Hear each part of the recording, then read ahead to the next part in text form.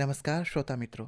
आप सुन रहे हैं आकाशवाणी ईटानगर को। ओरिजिनल न्यूज यूनिट आज पेश कर रहा है एक विशेष अंक बजट 2026-27, जिसमें मैं मनोज कुमार शर्मा आप सभी को ये जानकारी साझा कर रहा हूं कि आज केंद्रीय वित्त मंत्री निर्मला सीतारमण द्वारा संसद में केंद्रीय बजट 2026-27 पेश किया गया, जिसके तहत कई सारे महत्वपूर्ण प्रावधान शामिल किए गए। साथियों, आज केंद्रीय वित्त मंत्री द्वारा संसद में केंद्रीय बजट 2026-27 पेश होने से पहले प्रधानमंत्री नरेंद्र मोदी की अध्यक्षता में संसद भवन परिसर में केंद्रीय मंत्रिमंडल की बैठक आयोजित की गई। इस दौरान बजट दस्तावेज को मंजूरी दी गई। ये नरेंद्र मोदी सरकार के तीसरे कार्यकाल का तीसरा बजट सत्र था।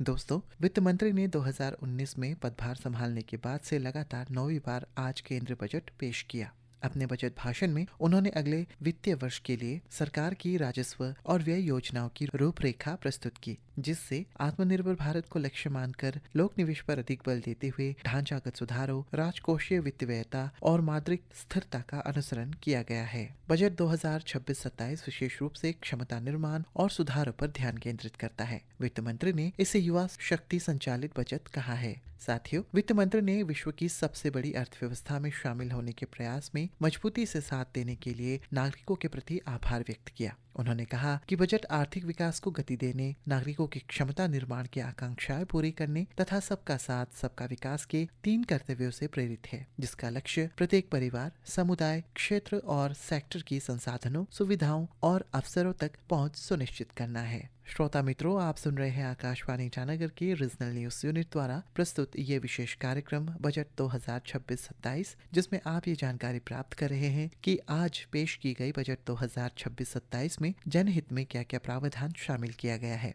श्रोता साथियों, अब आप ये जरूर सोच रहे होंगे कि बजट 2026-27 में पूर्वोत्तर भारत, विशेषकर हमारे राज्य अरुणाचल प्रदेश को क्या क्या प्रावधान या लाभ सुनिश्चित हुआ होगा। तो मित्रों, आपको ये जानकर हर्ष होगा कि उत्तर भारत में मानसिक स्वास्थ्य राष्ट्रीय संस्थान के रूप में निमास 2 की स्थापना तथा रांची और तेजपुर में राष्ट्रीय मानसिक स्वास्थ्य संस्थान के उन्नयन का प्रस्ताव भी इस बजट में शामिल किया गया है। आपातकालीन स्थिति में विशेष रूप से गरीब और कमजोर परिवारों की मदद के लिए 50% जिला अस्पतालों में आपातकालीन ट्रॉमा केयर सेंटर की स्थापना का भी प्रस्ताव रखा गया है। एकीकृत पूर्वी तट औद्योगिक कॉरिडोर के विकास, 5 पूर्वोदय राज्यों में 5 पर्यटन स्थलों के निर्माण और 4000 विद्युत बसों के प्रावधान का भी प्रस्ताव किया गया है।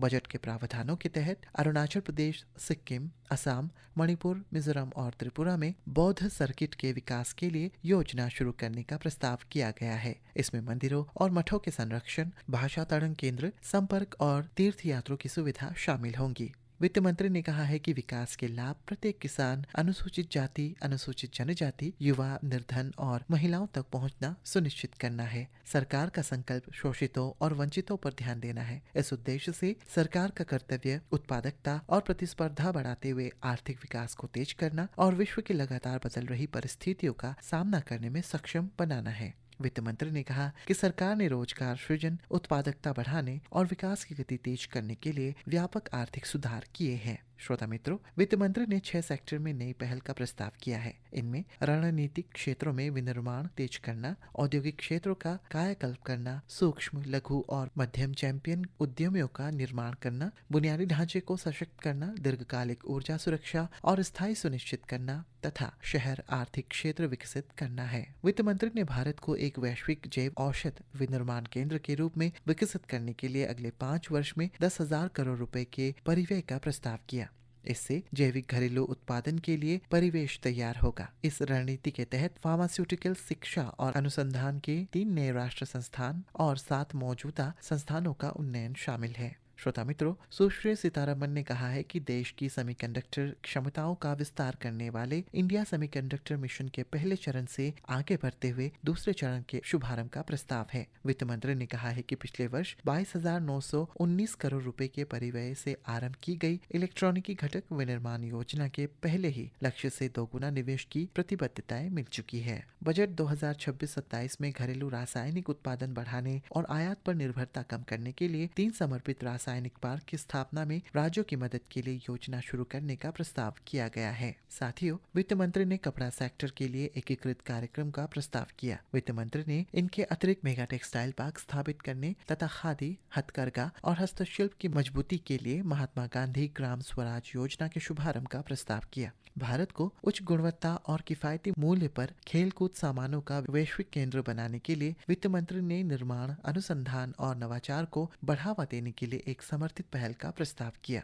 दोस्तों, सूक्ष्म, लघु और मध्यम उद्यमों एमएसएमई को विकास का महत्वपूर्ण इंजन बताते हुए वित्त मंत्री ने चैंपियंस के रूप में इन्हें विकसित करने के लिए 3 सूत्रीय उपायों का प्रस्ताव किया। इन उपायों में इक्विटी सहायता, नकदी सहायता और पेशेवर सहायता शामिल है। वित्तीय क्षेत्र के लिए बचत प्रावधानों के लिए वित्त मंत्री ने इस सेक्टर के सुधार आधारित विकास पथ पर आगे बढ़ने का आह्वान भी किया। उन्होंने वित्तीय स्थायित्व, समावेशन और उपभोक्ता संरक्षण सुनिश्चित करने के उद्देश्य से विकसित भारत के लिए उच्च स्तरीय बैंकिंग समिति के गठन का प्रस्ताव भी किया। आर्टिफिशियल इंटेलिजेंस मिशन, राष्ट्रीय क्वांटम मिशन, राष्ट्रीय अनुसंधान कोष तथा अनुसंधान विकास और नवाचार निधि के माध्यम से नई प्रौद्योगिकी की सहायता के लिए अनेक कदम उठाए गए हैं। इससे किसानों, महिलाओं, युवाओं और दिव्यांगजन के हित में विशेष अवसर उपलब्ध होंगे। वित्त मंत्री ने सेवा क्षेत्र पर ध्यान देने के लिए उच्चाधिकार प्राप्त शिक्षा से रोजगार एवं उद्यम स्थीय समिति के गठन का प्रस्ताव किया। इससे वर्ष 2047 तक सेवा क्षेत्र में 10% की वैश्विक हिस्सेदारी प्राप्त करने का लक्ष्य है। वित्त मंत्री ने युवाओं के कौशल करियर के लिए विभिन्न सेक्टर में प्रयासों का प्रस्ताव भी रखा है। स्वास्थ्य क्षेत्र में मौजूदा संस्थानों के उन्नयन तथा निजी और सरकारी क्षेत्र में नए स्वास्थ्य सेवा पेशेवर संस्थानों की स्थापना का प्रस्ताव किया गया। अगले 5 वर्ष में 1 लाख स्वास्थ्य सेवा पेशेवर तैयार किए जाएंगे।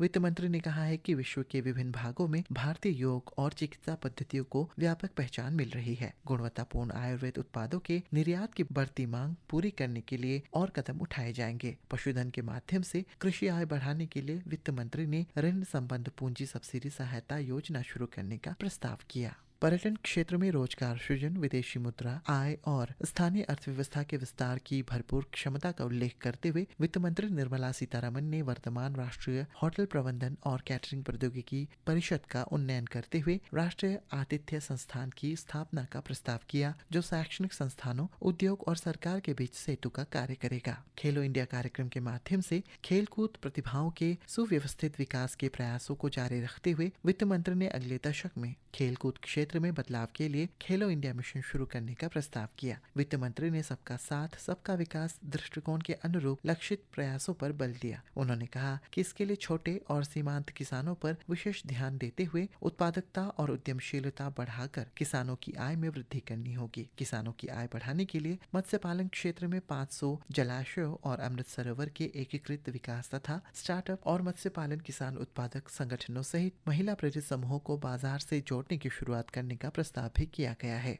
वित्त मंत्री ने बहुभाषीय एआई टूल भारत विस्तार के शुभारंभ का प्रस्ताव किया। श्रोता मित्रों, वित्त वर्ष 2026-27 का ये बजट समावेशी विकास, आर्थिक स्थिरता और भविष्य की आवश्यकताओं को ध्यान में रखते हुए प्रस्तुत किया गया है। बजट में बुनियादी ढांचे, सामाजिक कल्याण और रोजगार सृजन पर विशेष बल दिया गया। वित्तीय अनुशासन बनाए रखते हुए विकास की गति को आगे बढ़ाने का प्रयास इसमें स्पष्ट रूप से दिखाई देता है। कुल मिलाकर ये बजट देश की अर्थव्यवस्था को सशक्त बनाने की दिशा में एक संतुलित और दूरदर्शी पहल है। आशा है मित्रों कि आकाशवाणी के रीजनल न्यूज यूनिट द्वारा बजट 2026-27 पर आधारित ये विशेष पेशकश आपको जरूर पसंद आया होगा। अभी के लिए मुझे दीजिए इजाजत। नमस्कार।